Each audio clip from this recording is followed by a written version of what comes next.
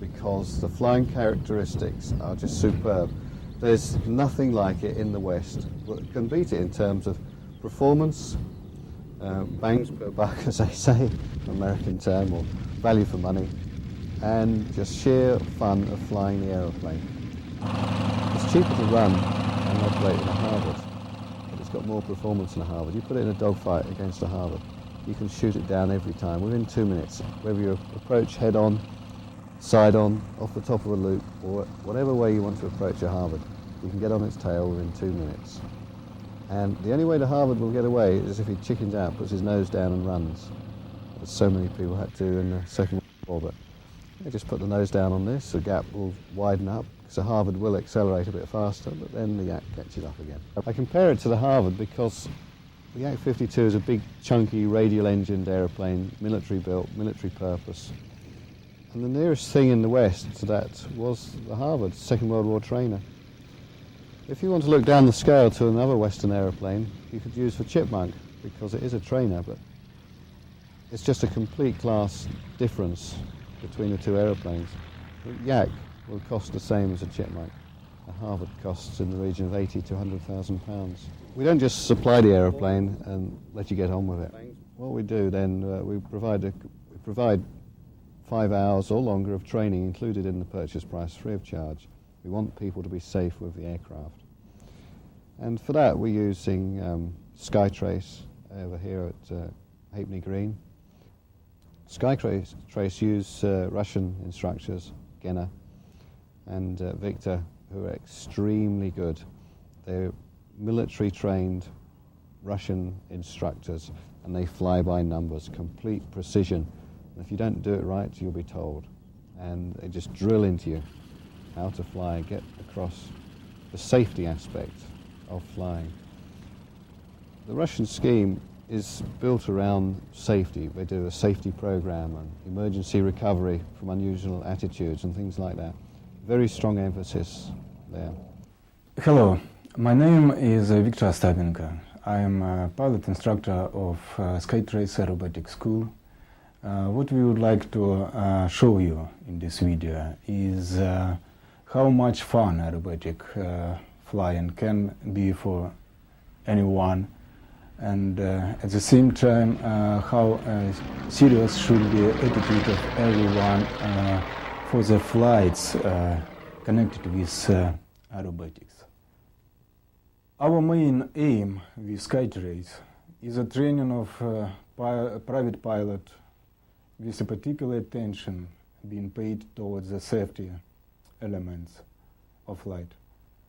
For this, we use Yak-52 aerobatic trainer, which, as you will see throughout this video, is capable of any unlimited aerobatic maneuvers and is capable of training of safety programs that may be used for any airplane.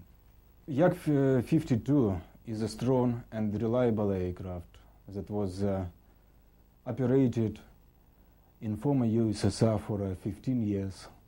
Many Yaks are coming into the West now, and although it's a good, well-researched, developed aircraft, any mistreatment or misusing in handling with it, any negligence during flight with this airplane may cause some problems for pilot and may cause even some incidents.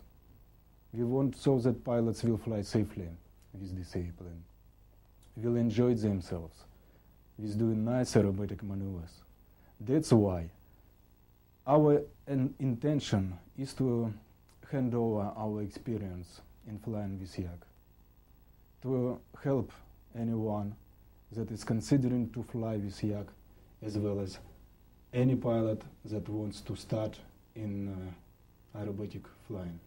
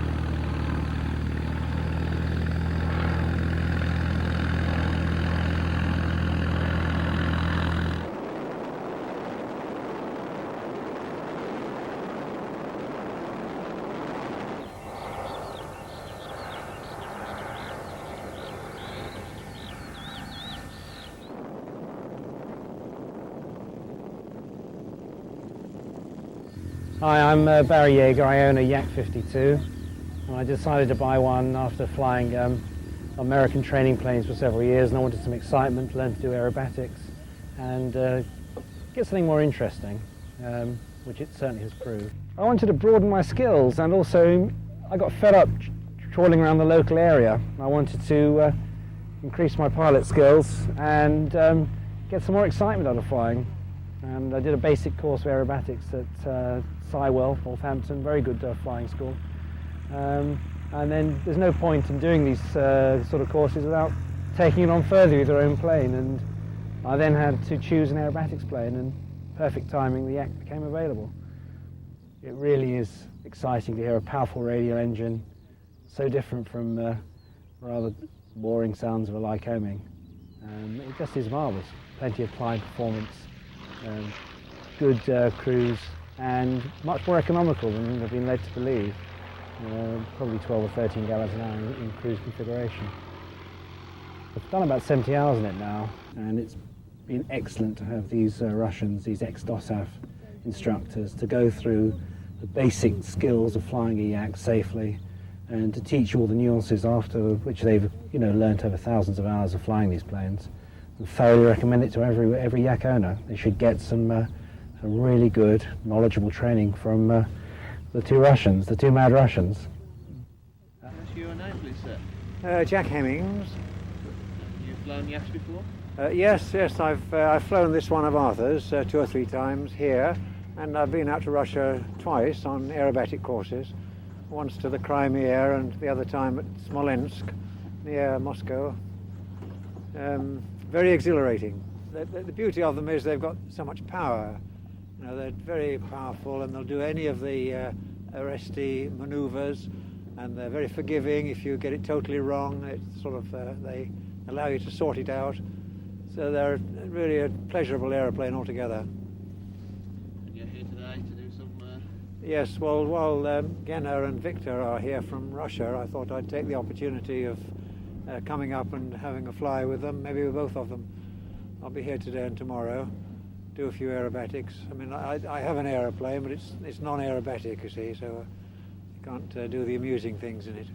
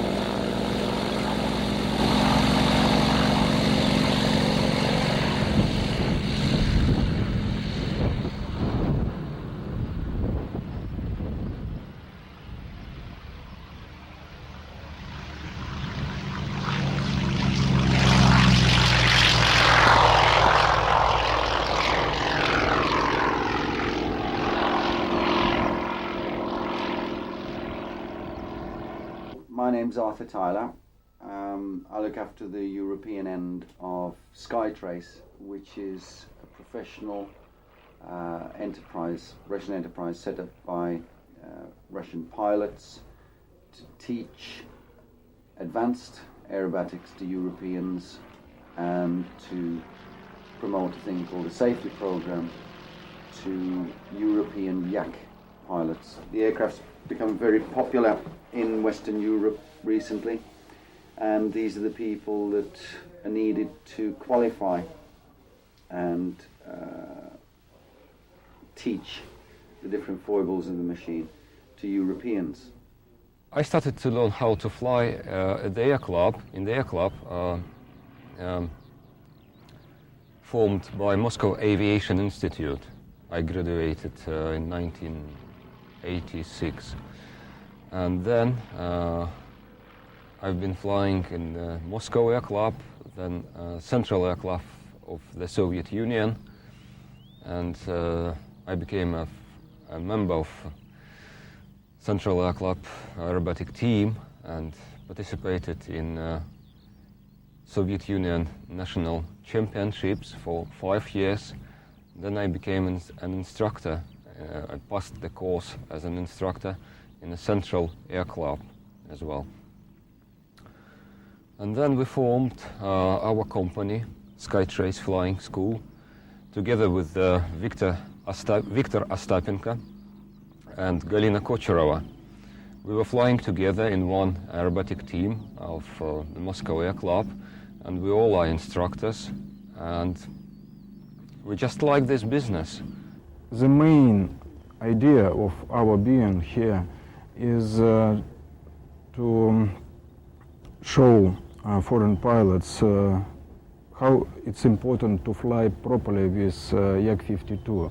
Now there are, seems for me, nearly 50 Yak-52s in the UK. This airplane has some peculiarities in comparison with usual foreign airplanes that was produced in Cessna, Piper Enterprises. And it's quite important to fly with Yak-52 properly, with taking into account the safety limits during flight. Aerobatics is a very interesting, nice field of human activity, and any pilot who would like to carry out aerobatic, he must understand that this kind of sport is connected with additional risk, and pilots should know so-named safety borders during aerobatic flights. And our main idea to start this business was to hand over our experience in aerobatics to anybody who would like to carry out aerobatics. Yak-52 was initially designed as a primary military trainer. It's an extremely strong aeroplane, and because of its design, so that the student can transfer from a radial engine directly onto jets. It's got lots of the same features as a jet, and it's flown particularly in the landing configuration as you'd fly a jet, on throttle to adjust speed rather than stick.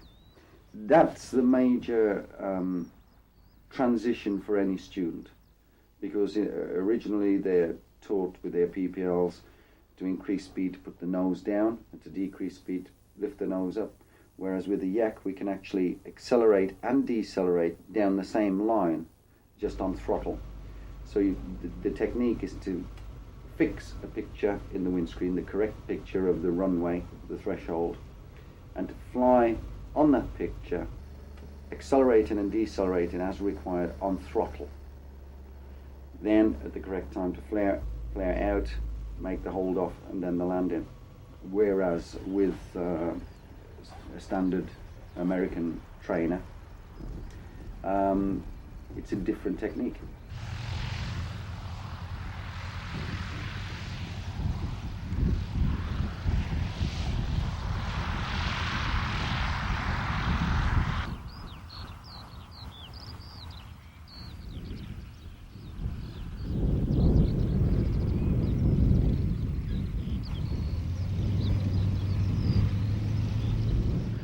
Before every flight, pilot must carry out pre-flight checks of the aircraft. The initial point for checks is the propeller of the aircraft. We must check all cutter pins, safety wires, installation marks on the propeller, and surface of those without cracks or any damages. One side and other side as well. Also, engine cowl flaps must have free movement,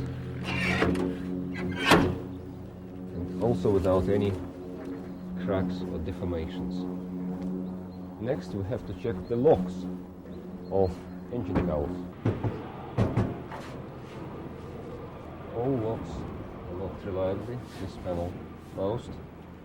Then we have to check oil cooler, which must not have any oil leaks. This panel must be closed. No fuel leaks and the main gear wheel. Shock absorber. Proper distance is 20 centimeters. All cutter pins and safety wires.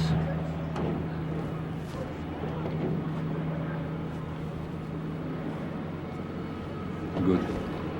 We're checking wing surface. All damages are cracks and aileron, deflection and connection with cutter pins in places. Here as well. Everything good. And after check of wing surface and flaps, this indicator of undercarriage position for extended is normal. Fuselage surface and skin, and we use those to check loose article inside fuselage. Horizontal stabilizer, deflection of elevator surface, connection. Good.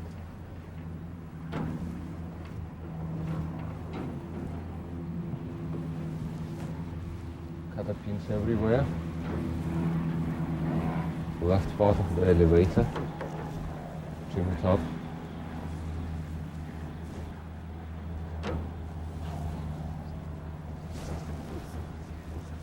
The wire. Fixed reliably. Surface aerial.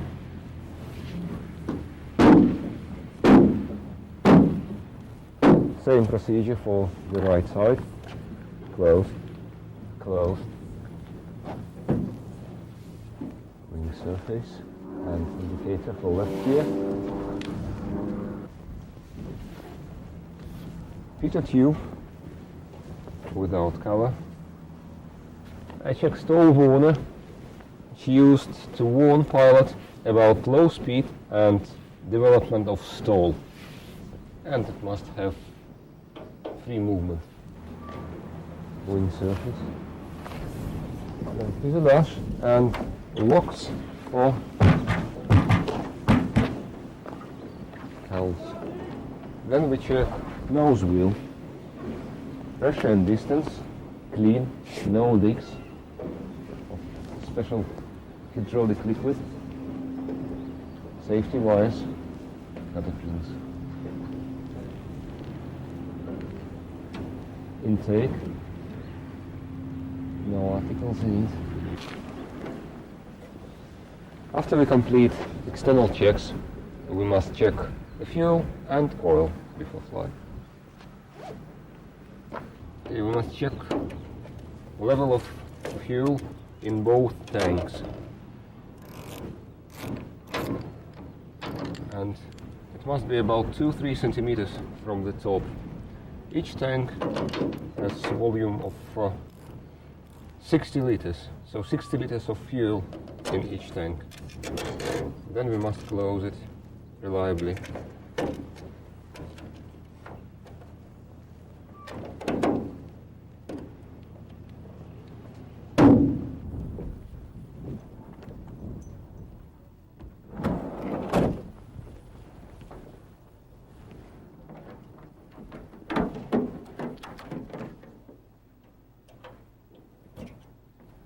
We are checking oil now. Minimum quantity is 8 liters. For aerobatics, the best is to have about 9, and for cross country, up to 16. 9.5.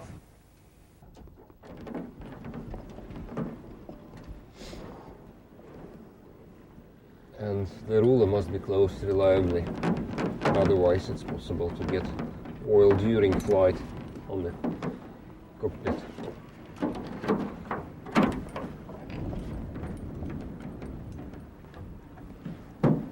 We are starting pre-flight check of the front cockpit. Very important is to open this valve for the main air. It must be on, otherwise it will be impossible to extend undercarriage and flaps before the landing. All switches on the left panel must be off. Flaps are in upper position. Trimmer set neutral for dual flight. Friction lever loose. Switch fully forward, throttle fully back. Fuel cutoff fully forward. Magneto 0. Undercarriage control down and locked. Starter covered. Pressure is sufficient in main and emergency system. All glasses on instrumental panel are in place. G-meter set 0, altimeter 0. The escape parachute is connected with the seat by static line, which means that when pilot leaves the cockpit in emergency situation, the canopy of the parachute will be opened automatically after 2 seconds. The primer must be locked exactly in vertical position. All volumes on maximum. Frequency set for the airfield frequency. All switches on the right wall off. Engine cowl flaps closed. Oil cooler door closed. Mixture heater fully forward. Safety wire on emergency air system valve. NDB channel set for the airfield and latitude set for the airfield as well. Before engine starting, brakes must be on and locked. The flaps are neutral, the throttle is closed, friction is loose, prop fully forward, fuel cut off forward, mags 0. 1 plus 2 please. Mags 1 plus 2. Undercarriage is down and locked. In the front, down and locked and move it. Undercarriage to neutral and locked. Ignition cabin 1. Yep. I've got 50 and 50 main and reserve air. Glasses intact, D-meter 0, altimeter 0. Glasses intact. All the readings look sensible. I've got 65 degrees on cylinder head. All the right-hand switches are down. Brakes are off, and the brake override is off. That is to the rear position. Okay.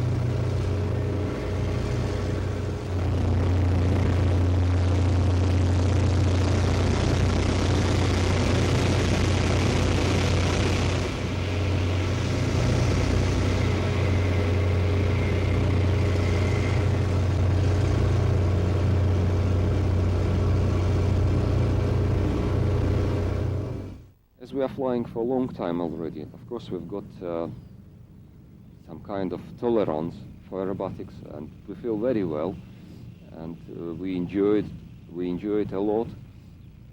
But it's some kind of difference between just flying for fun and hard training before competitions, let's say, because it's hard work, really hard work, when you have to make figure really nice and you make it in a sequence, one figure after another. But it's so exciting, I can't describe it. That's why I like to take people who never saw it before, and just to show them very gently how nice it is. I've flown mainly Yaks, Yak 52, Yak 55, Yak 55M, Yak 18T, and Yak 12, which is quite old. I've got some little experience flying foreign aircrafts like Cessna 152, 172, Zlin, and Extra 300. So to compare with all of them, Yak 52 is the best trainer, I would say, and it's many, if it is possible to say, many function aircraft. It's possible to do anything with it. Full aerobatics, any maneuvers from Aresti catalog, and cross-country instrument flying, and it's very strong. You can do anything you want with this machine. Very reliable. If you operate it properly, it's a very reliable machine. And I would say it's my favorite.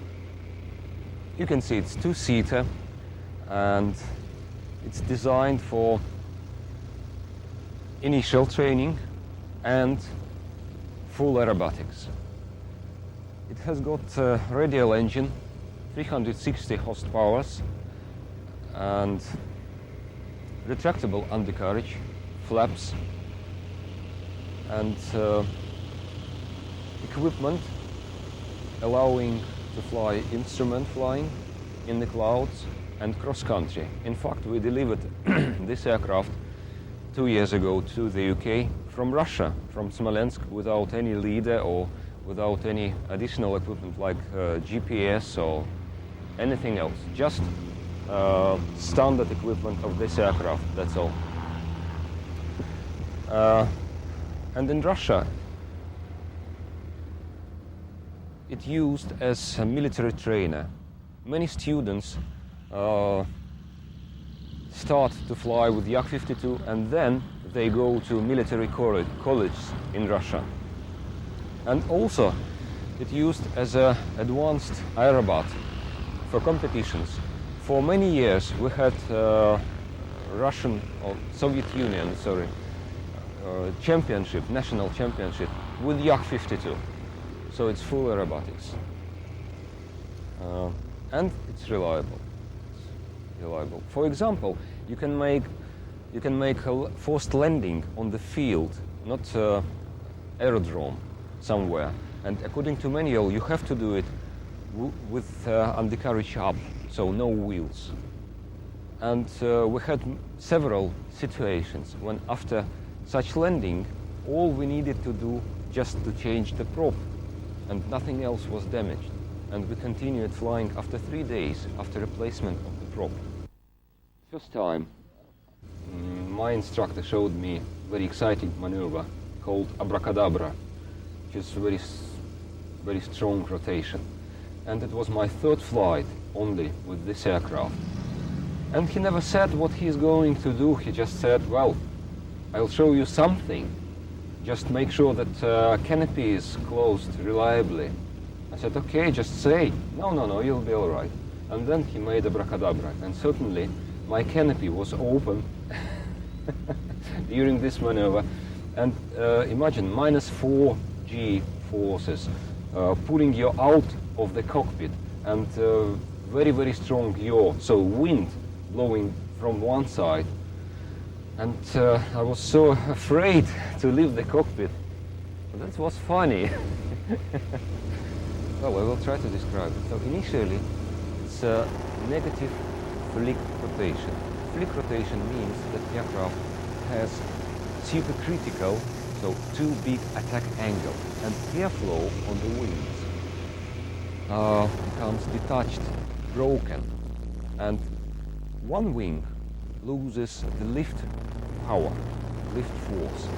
Therefore, we can get very, very fast rotation using one wing with lift power still on. And it's negative. It means we have negative attack angle in the beginning of this maneuver. So it starts as a very fast negative flick rotation, but then instead of decrease of radius of rotation, we just increase it intentionally, and we can get in the same time rotation of the aircraft around 3 axes in the same time. So it's some kind of just roll around everything. Quite exciting and spectacular maneuver.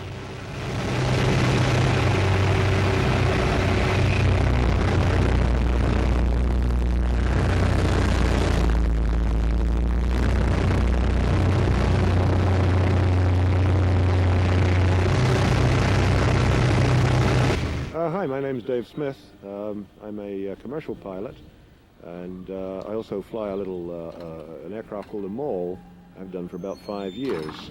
And I guess after the Cold War, the Yaks started coming into the country. There's about 30 of them now, these Yak 52s. And somebody gave me a flight in one about 6 months ago, and I was hooked immediately. These aircraft are quite incredible. They're very agriculturally built, I suppose, very strong, very, very capable. And it's just an aircraft that excites me enormously. I've spent most of my life flying straight and level and teaching students how to fly and fly on instruments. And this is an entirely new discipline to fly aerobatics. I'm just really beginning now with Skytrace to explore what this aircraft can do, and it's very, very exciting. The aircraft itself, I don't know if you want any sort of a technical description. It's an all-metal design. It's capable of operating in very short grass, rough field runways. It's also capable of cruising fairly sensibly with 2 people, but anytime you get inside it, you just kind of feel like being a hooligan for a little bit, because it's that kind of a machine. Don't know what else to tell you. This particular aircraft came out of Lithuania, in fact, and was on one of the Russian, rather the equivalent to ATC, I suppose, the junior flying clubs called DOSAF. As such, it had a military history, and the British accept certain ex-military types onto the British register. So this one is, in fact, British registered. And I was fortunate enough to get the registration Golf Yankee Alpha Kilo India, GYAKI. So my call sign, in fact, becomes Yak-1. Yak-52 was designed in Yakovlev Design Bureau. This airplane, Yak-50, that was produced in 1978. On the basis of this airplane, Yak-52 was produced in 1980. Yak-52 is a good trainer, very strong airplane, powerful, and it can provide pilots to do any figure from arrested system. And also it can provide pilots to carry out safety programs so that pilots will know such figures as spin, flat spin, inverted spin, inverted flat spin, etc. M14P engine is installed on Yak-52. It has 360 horsepower, and this engine is very reliable. Because in my experience, I watched several times that pilots operated this engine improperly, and in spite of this fact, engine worked and without any failures, without creating of some dangerous situation.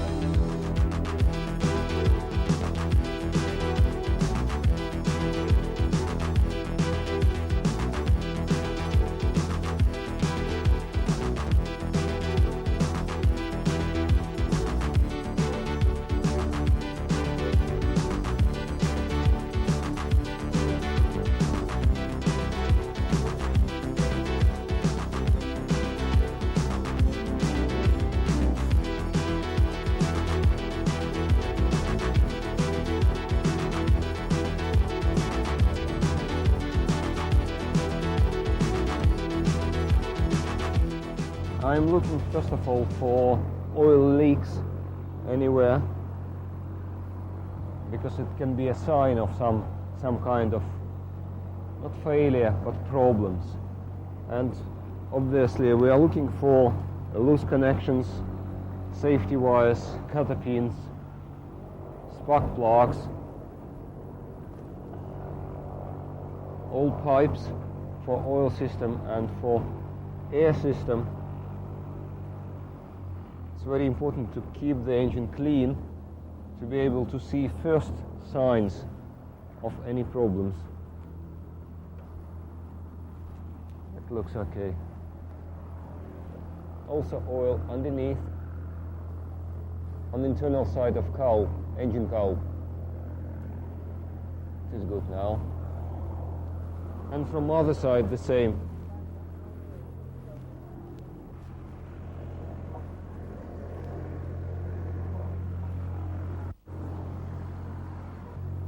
We are closing now. To close engine cowls, you need 2 people.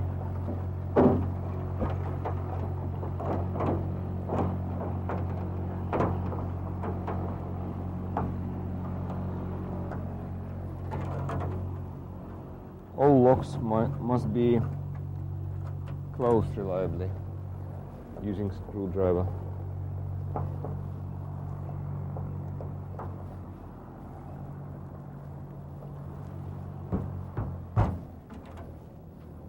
Same from other side.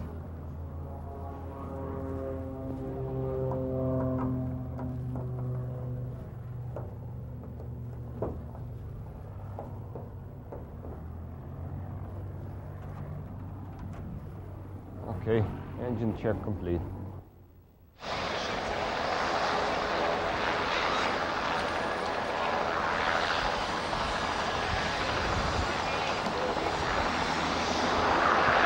Ready wing 5, which will be 4, full straight gun is over.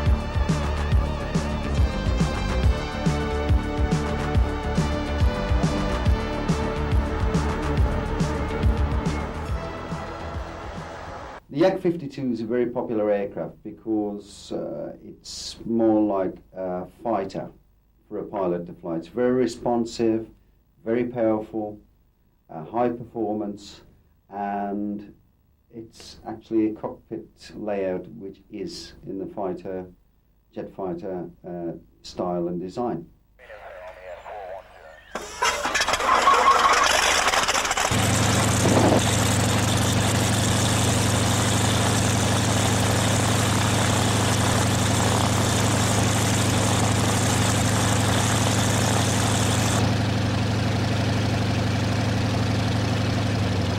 The main difference between the Yak-52 and, let's say, a standard touring aircraft, of course, is that it's fully aerobatic. It's also got a much better power-to-weight ratio, therefore the performance is better. It's got inverted systems, so flying upside down, inverted maneuvers are no problem at all.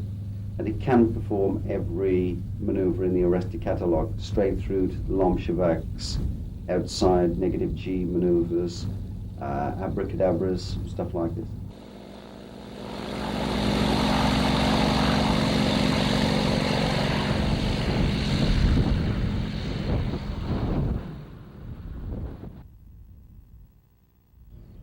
This aircraft in the UK must be treated differently to compare with other types, let's say Cessnas or Vipers, because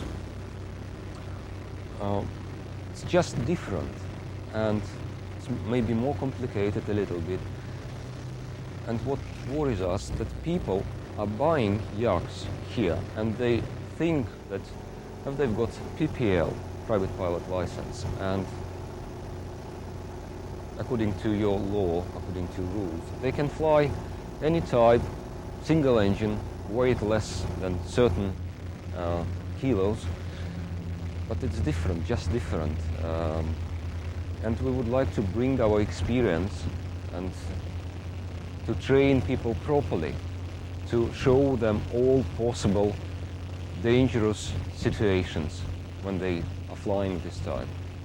In our opinion, it's wrong practice that many pilots who keep, let's say, PPL, never done one spin in their life, which we think is wrong. At the top of a stall turn, we find that is the best way to enter a flat spin. A flat spin, and if you got it very quickly, rotates at about 360 degrees per second, and the rate of descent can get up to as much as 70 meters per second, 250 foot per second, which is about the same speed as a skydiver. Now, the correct recovery from a flat spin gives the pilot a window of just over half a second to recover correctly on the vertical line down. If he misses that opportunity and over-recovers, the aircraft will flip roll into an inverted flat spin immediately. The combination of high plus G, minus G, and then again plus G, if the pilot isn't prepared, can very, very easily lead to a blackout. Every pilot should take a proper conversion course. In our opinion, that conversion course should take at least 10 hours as an absolute minimum for a very experienced pilot. For a junior pilot, we'd say much more than that, 15 to 20 as a minimum. This is to make the pilot absolutely safe, so he's fully conversant with all the systems of the aircraft, not only in the air, what can happen in the air, but how to operate it on the ground safely. So we operate a fully comprehensive ground school that incorporates everything from aerodynamics, mechanics, the physiological effects on the pilot if he's going into aerobatics, the whole aspect of it. The second type of course is for pure aerobatics, and essentially Skytrace will take anyone, no matter how experienced or inexperienced they may be. We can teach them aerobatics, from basic to unlimited world-class level, and several very senior display and successful competition pilots do train with us, critique and for advanced and unlimited training. Main idea of our training courses is to show any pilot who would like to carry out aerobatics these safety borders, to show them several procedures of recovery from unknown situations that can be caused during aerobatics, and to train them how to make proper decision during flight, how to operate Yak-52 properly. We can show any pilot not only how to do aerobatics, but what to do when aerobatics go wrong. For example, the stall speed of the aircraft is 110 kilometers an hour with power on and clean configuration. So what we can do is we'll show the pilot how he can fly at 50 or 60 in a parabolic arc, or it can stall in excess of 200, 220 kilometers an hour. Just show how wide the flight envelope is. Dynamic stalls at 200, 210, 220 kilometers an hour can be quite vicious. If you've got a bank on to the left, for example, and you want to overpull on the stick, you can get, if you want, a dynamic stall to the right. So, although we're turning left, very steep turn, the aircraft can flick roll to the right and start a horizontal spin to the right, which is quite a shock for a pilot unless he's been shown what can happen.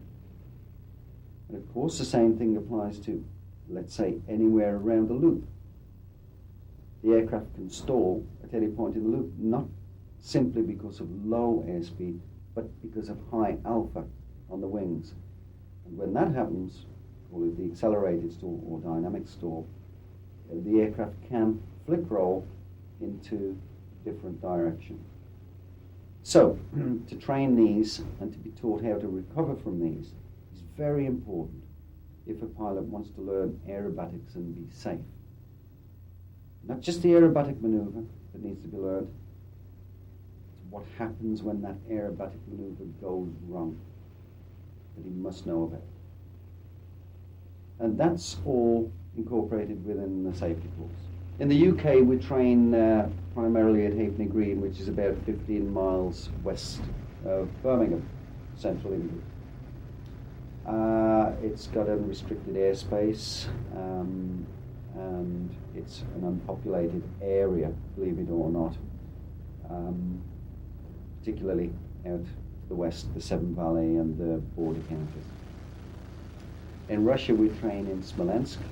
We have private grass airfield, grass strip, very nice to fly off. We've got our own airspace. We've got 3 aerobatic zones, 1 overhead the field and 2 in the surrounding area. Our own air traffic control and facilities on the ground. Ambulances, fire crew, canteen, accommodation, mechanics,